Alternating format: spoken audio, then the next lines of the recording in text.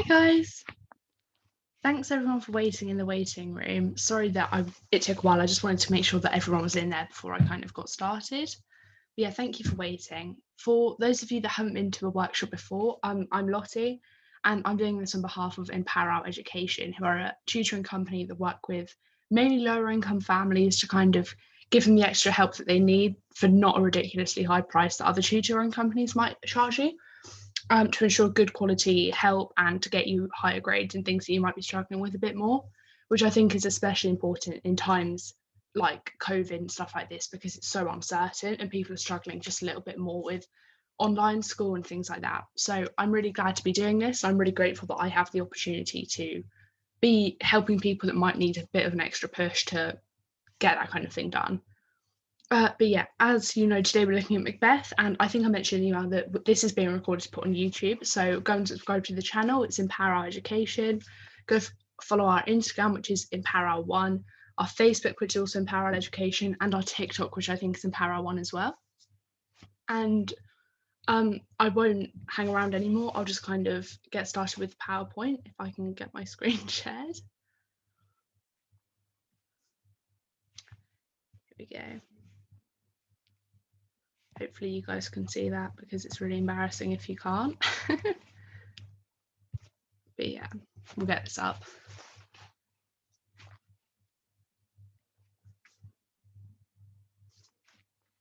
There we go. So yeah, Macbeth revision by Empower Our Education and how to write a top band essay. So the first thing I thought we could go over is just the exam layout and where to find this in the exam. In your literature papers, obviously you have paper 1, which is Shakespeare, and paper 2 that has inspector calls on poetry and stuff like that. And this is the first question in the first literature paper, is section A. And you're only given one question to do. You don't have to make the choice like you did in an inspector calls question. You just get given the question to do, which is, I think, kind of easier for me and a lot of other people. And also similar to an inspector calls question, you're given a question based either on a theme or a character most of the time. So it will be about Lady Macbeth or the theme of tyranny or anything like that, just to give you a key thing to revise, which means that a good bunch of characters to do a bit of revision on are Macbeth, Lady Macbeth, Banquo, the witches, Macduff, Lady Macduff, Duncan Malcolm, and Donalbain.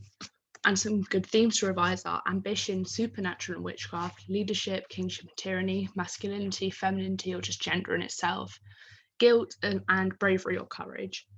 And today I thought we're going to have a look at, I put some pictures in as well. Today we're going to have a look at Lady Macbeth, because the question that we're going to do is based on Lady Macbeth.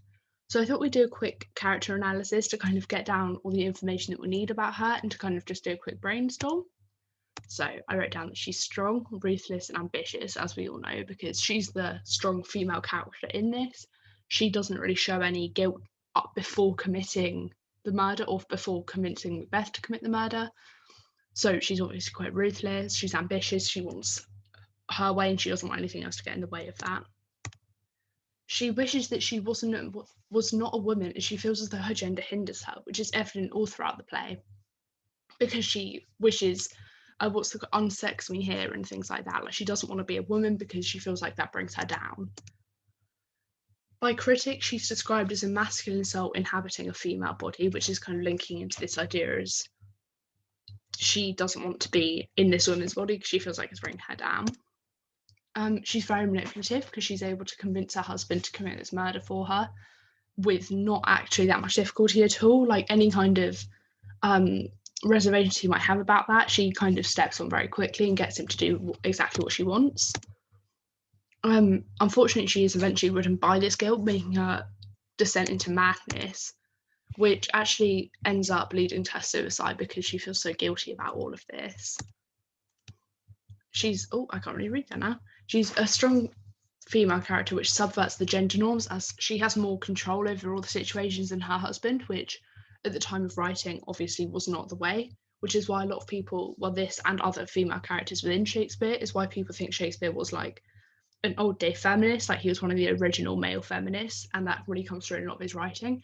Same goes for in plays like A Merchant of Venice. He was seen kind of writing in defense of Jewish people, or Shylock, who's always referred to the Jew in his writing.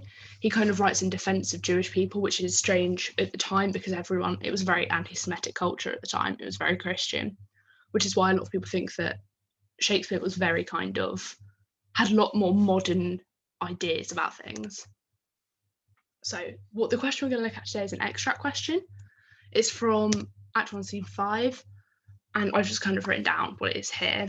I'll read it out though. The Raven himself is hoarse. This is a speech by Lady Macbeth. It's when she finds out that Duncan's going to be there. So the Raven himself is hoarse, that croaks the fatal entrance of Duncan under my battlements. Calm ye spirits that tend on mortal thoughts, unsex me here, and fill me from the crown to the toe top full of direst cruelty, make thick my blood. Stop up the access and passage to remorse, that no compunctions visiting of nature shake my fell purpose, nor keep peace between the effect and it. Come to my woman's breast, and take my milk for gal, you murdering ministers, wherever in your sightless substances you wait on nature's mischief. Come, thick night, and pull thee in the dunnest smoke of hell, that my keen knife see not the wound it makes, nor heaven peep through the blanket of the dark, to cry, hold, hold.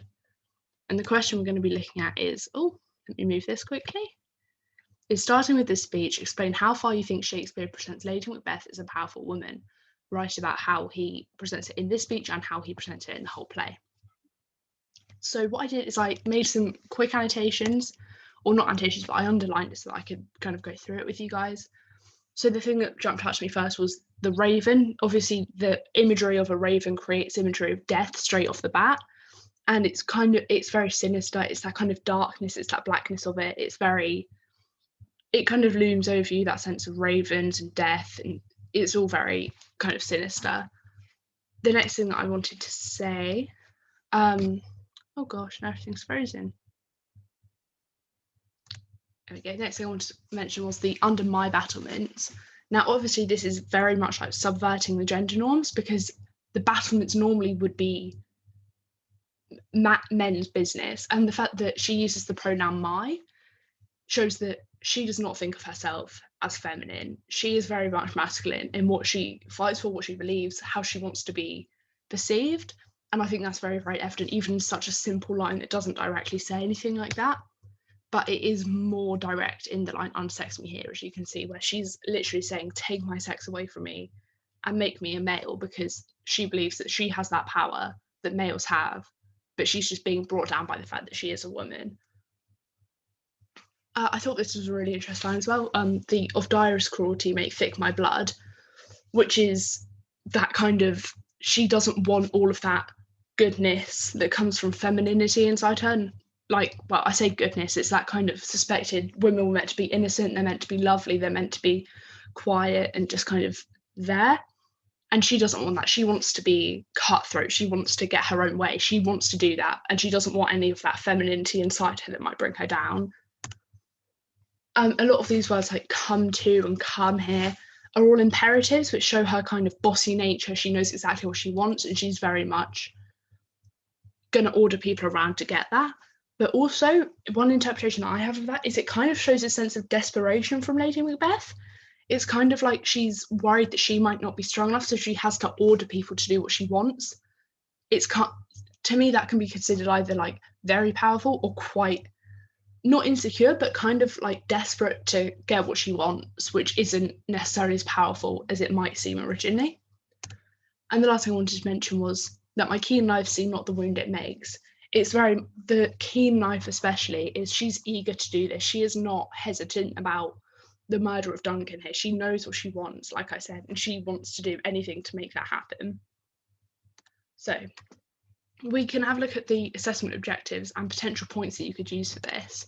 So we'll start with AO1, which is, just in case you weren't fully aware, that's the idea of creating an argument within your text. So not just writing this, and this. It goes, you kind of say that this point could explain this, but then also this point comes into it, and it's kind of creating a discussion in your work and not just listing out a set of points. And it's kind of using your own ideas, your own interpretations of things, and using quotes to support up your points. And some things that you could use in terms of AO1 are the idea of her power in terms of her status, that her power in terms of her relationships, her is a powerful and effective character in the play, how Lady Macbeth changes as the play develops, so her kind of descent into guilt, and the contrast between Act 1 and Act 3 or Act 5. AO2 is the analysis of language and structure and form and using that terminology, so things like repetition, onomatopoeia, not specifically in this, but that kind of thing, like semantic fields, lexical sets, all of that kind of thing, and analysing what they actually do. It's all well and good saying they use an adjective, they use fricatives, blah, blah, blah. But if you don't explain it, that means nothing to your examiner. That means absolutely nothing to your examiner. So you have to explain why that creates an effect. Does the repetition of imperatives show that she's desperate? Does the repetition of imperatives show that she's determined? Like, you have to include what it definitely means. And some things to mention about AO2 is how Shakespeare uses Lady Macbeth to influence the plot development. The use of language to suggest Lady Macbeth's desperation for power, and the use and effect of imagery of the supernatural, and the use and effect of pronouns to suggest power and control. Like I said before about how she said my battlements is kind of, it's hers, it's not anybody else's, kind of thing. Sorry, 1 second. I have to admit everybody into the waiting room.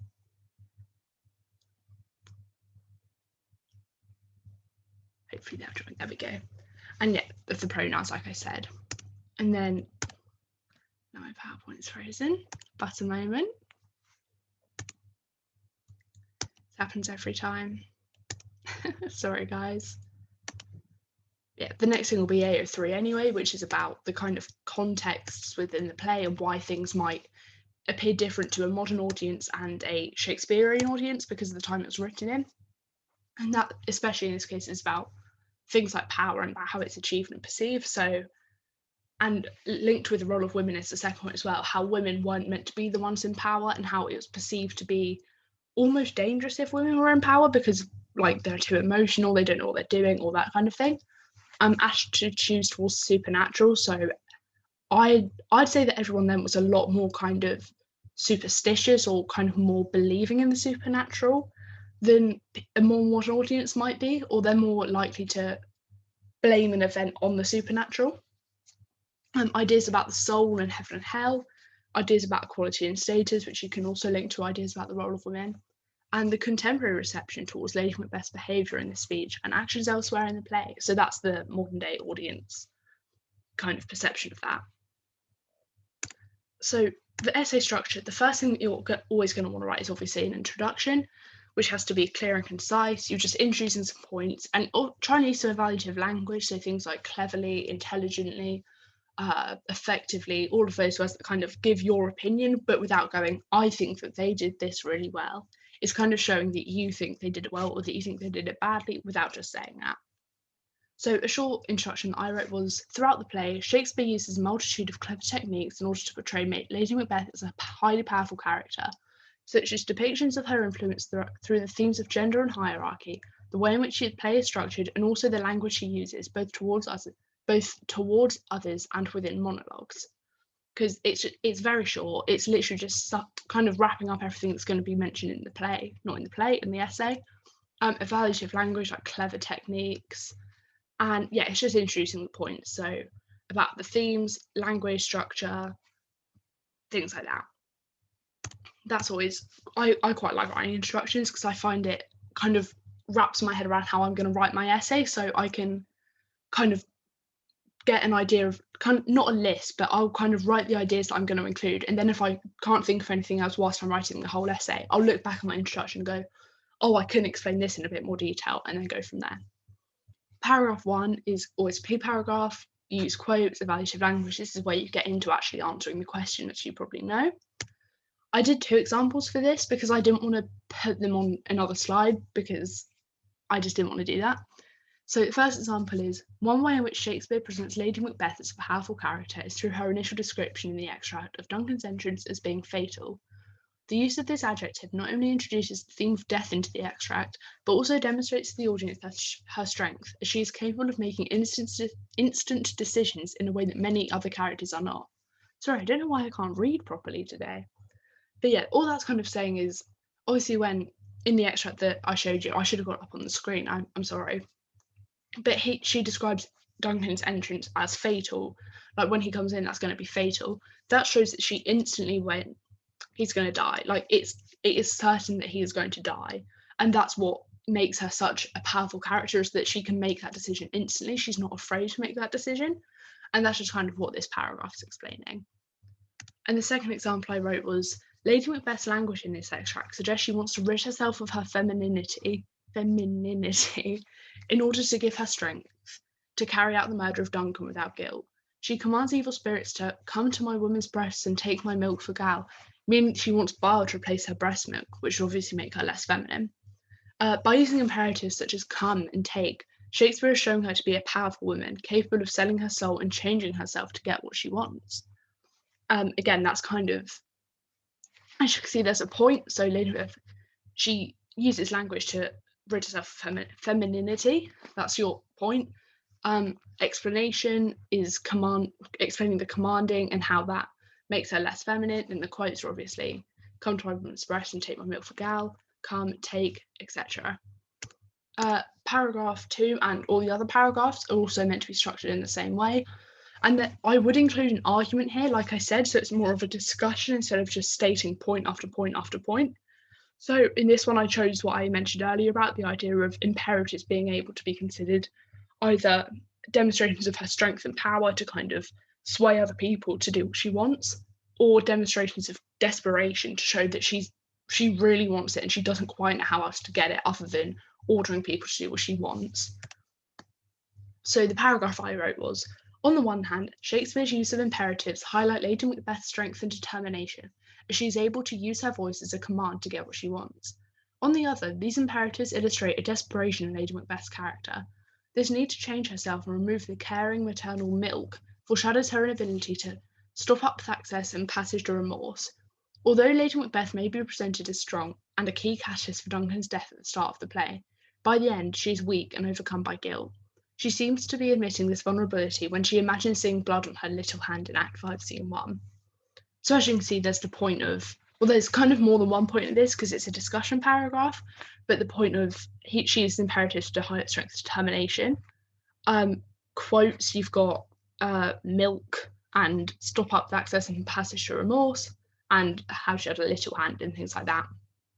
And the explanation is just the rest of it explaining what that kind of means for the character. And it is important to include an argument in your essay if you want to get it hitting top bands, because you can get up to like band 3 or 4 maybe if you write a well-structured essay, but it kind of it's only showing you one side of the argument. If a question like this one says to what extent, you don't have to say that it's super successful. If you don't think that it super successfully shows her to be a powerful character, you don't have to write that she does. You can include points from both sides to show that you really understand the text and different interpretations of it. And I feel like that's what a lot of people struggle with. But yeah. And then finally, you're going to write your conclusion. So clear and concise. It's just a summary of all the points you've made. Again, use evaluative language if it's necessary, and still kind of wrap up that argument to kind of show where you might stand with it properly. For this one, it's only short. Ultimately, Shakespeare is presenting a character who cannot free herself from guilt after playing a part in the murder of Duncan, even with the help of the supernatural. She may be presented as powerful to a certain extent, as much of the language she uses is indicative of a strong, ambitious character, but she is not free of remorse, and this is what leads to her tragic downfall. So as you can tell, it's just it is very short, but it definitely shows you what the point I'm trying to make is. She is powerful, but not necessarily to the full extent some people may believe, because she is not free of remorse. She is still guilty after all of this, even with the help of the supernatural. So that's why I think it's important. Some people just won't write a conclusion. That's why I think it's important too, because it really just sums up what you're trying to do. And it's a way that even if you feel like you've been a bit babbly in your actual essay, this is where you can just kind of bang it on the page and go, even though they do this, it doesn't necessarily do this. And that's the most important part for that kind of thing.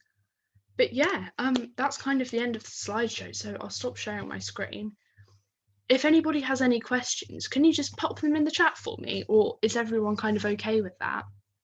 I'll give it a second just in case anyone needs to type one out. Yeah, sorry that the PowerPoint was a bit shorter today. I didn't realise how quickly I'd managed to go through it. Just give it a minute or two. Or if you don't, just type, no, I don't have any questions, because I'm just going to be sat here going, does anyone have any questions? I'll just wait for a second.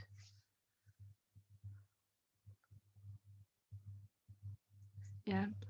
This one was kind of difficult for me to make because I haven't studied Macbeth in such a long time. Like, because I did it at GCSE, or I definitely looked at it at GCSE, but with the other books, I've had to go over them with like siblings or like other people that need help with it. Oh, could you repeat the analysis on the quote ending with "thick my blood," please? Of course. Okay, let me share my screen again. Let me have a look.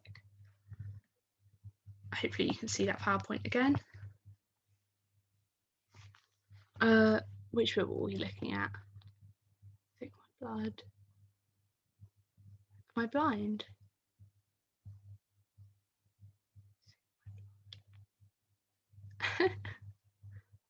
Oh yeah, here, sorry. Of direst cruelty make thick my blood. That kind of mean what she's saying is like her blood is feminine. Because the blood's inside of her. The inside of her is feminine. It's meant to be filled with love, it's meant to be filled with maternal care, it's meant to be filled with innocence and like just kind-heartedness. And obviously that's not what she wants. She wants to be ruthless, she wants to be strong, she wants to be cutthroat. So that's why she's saying make her blood thick, so that she doesn't have to be caring and innocent and naive and able to do other stuff that require immense talents, even though she obviously has those talents. Does that make a bit more sense? Sorry, I'll stop sharing again. Just, yeah, if you want to just put in the chat box if that makes any more sense. Oh, is part A and part B the same structure? What do you mean by part A and part B? Oh, yeah, okay, I'm glad that makes more sense. Thank you for the asking though. Do you mean part A and part B of the exam paper, or part A and part B of like the paragraphs?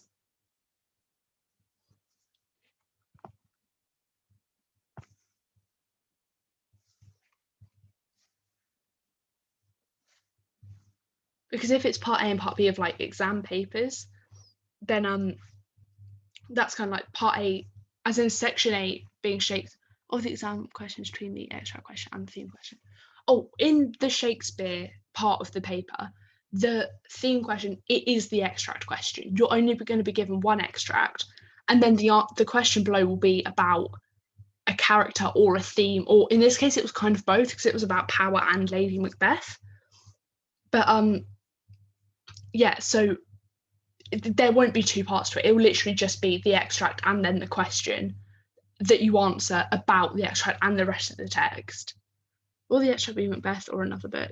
The extract should definitely be Macbeth. If you're, because in your exam paper, you're going to open it and there's going to be a question about Macbeth, Romeo and Juliet, A Merchant of Venice, maybe some other books, because other schools study different books, but they're all on the same paper. Please make sure you look at the Macbeth question, because so many people kind of, I think I said in one of the other workshops, people in my year would look at the question and then answer a different one on a book we'd never ever studied because they saw that question before the other one.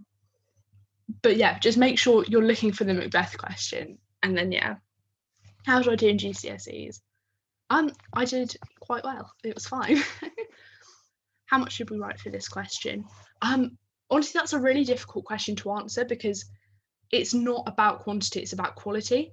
But if we think about it as it's 34 marks, the 4 including SPAG, so spelling, punctuation, and grammar, I'd aim for about 5 points, 5 or 6 points. But if you've only got 3 or 4 points, make sure they're really, really strong with a lot of evaluation and a lot of argument in them so that you're not just writing 4 really short paragraphs. But yeah, if you're running out of time, you're not going to manage to write 6 pages.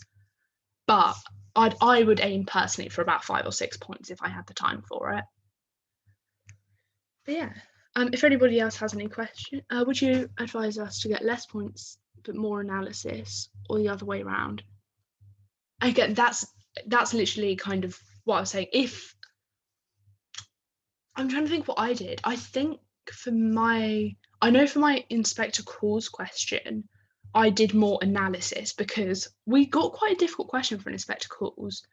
I can't remember what Shakespeare question I got, but I went for more analysis just because I knew a lot of information, but only about 3 or 4 points. And that worked quite well for me. So it's literally just whatever you feel more comfortable doing. How many paragraphs do you do? Again, like I was saying, about 5 or 6, I would suggest if you have that. But if you have, say, 3 points that you have tons of information about, write just those 3 points with a lot of information, because if you're trying to grasp the points that don't really make much sense, that's going to hinder you and make you lose, or not lose marks, but it's not going to get you as many marks as writing a lot of information about 3 or 4 points well. So yeah, it's literally just whatever you guys feel comfortable writing, as long as you have just whatever you have the most information about and feel like you're going to do best with, really.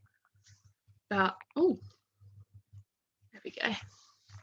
But yeah, does anyone else have any other questions, or is that kind of all good? Give it a sec.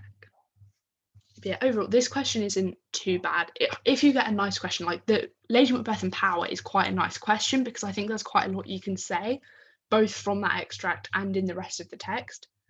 So that would be quite a nice one. But if you get a more difficult one, just honestly just try your best. Like there's only so much you can do if you walk into that paper and get a bad question. Just make sure you're revising the characters and the themes. What I'd suggest is doing a mind map of write a character, list the themes that they belong to, and just bang some quotes on. Like as long as you know some quotes for each character and the themes that they fall into, you'll be fine. Would you answer in the same method for any other character? Yeah, probably, especially the main characters. So like Lady Macbeth and Macbeth, if it was a question about them, you'd kind of answer in the same, like peel paragraph, blah, blah, blah, all that kind of thing. Can we go back to the main themes? Of course we can. Let me grab those up quickly.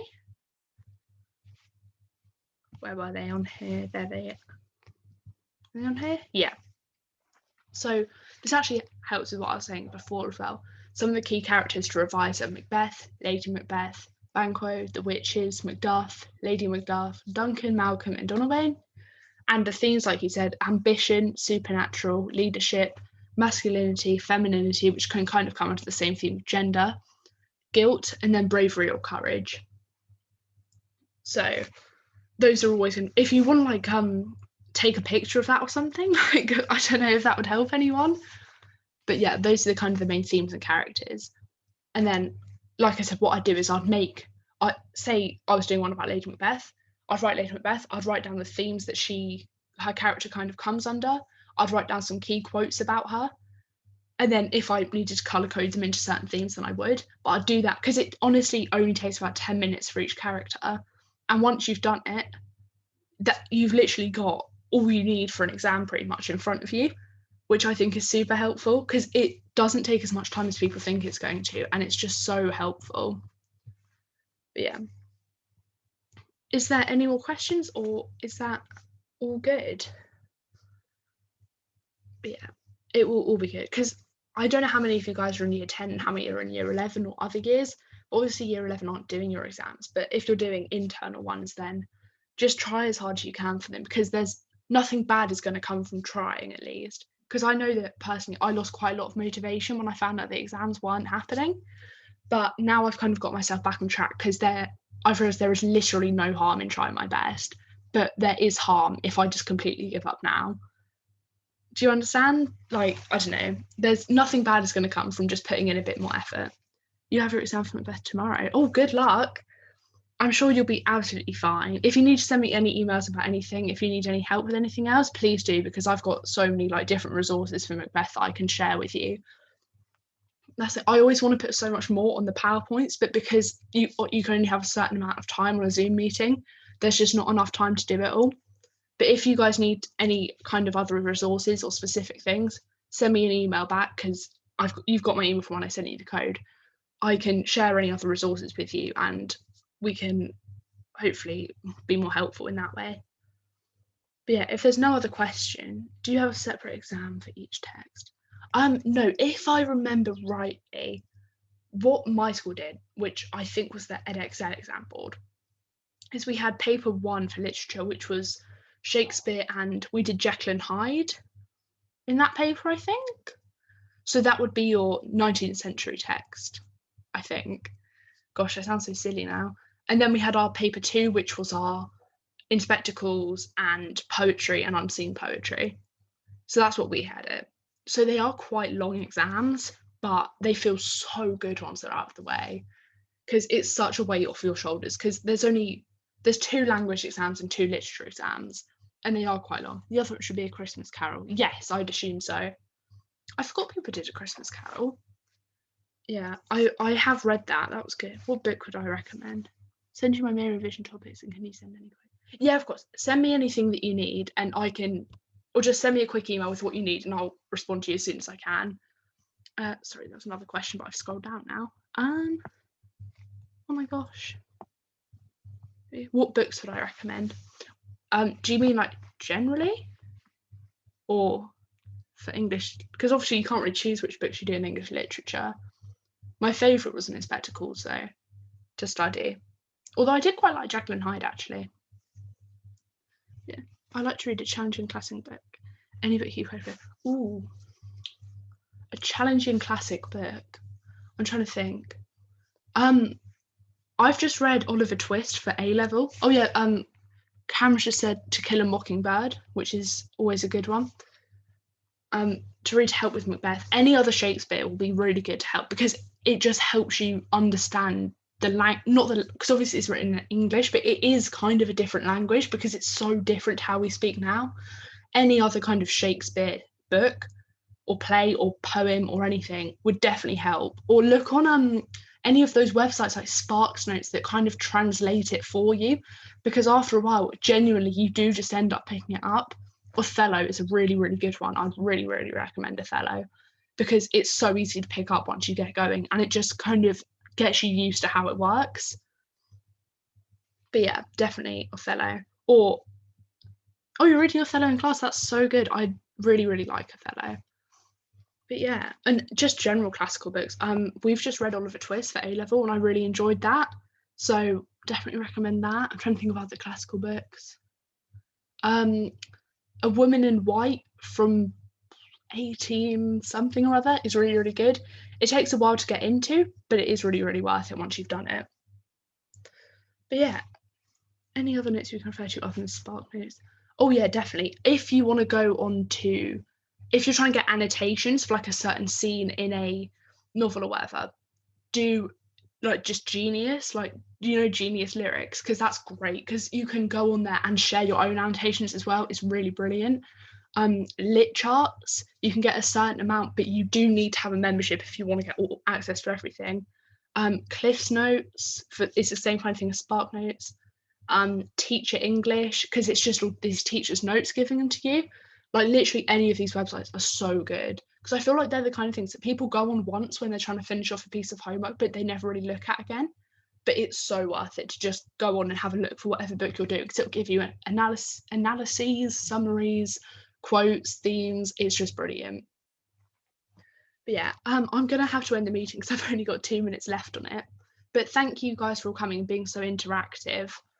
I hope all of you that are doing the exam soon do really, really well with that. And if any of you need help with anything else, classic for Key Stage 2 or 3. Do you know what? I'm not sure. I can send you an email with a list on once I've had a bit more time to think about that. But yeah. Thank you everyone for coming. Hopefully you have a really, really good day, and I'll see you hopefully all next week. And if not, then just have a really good time.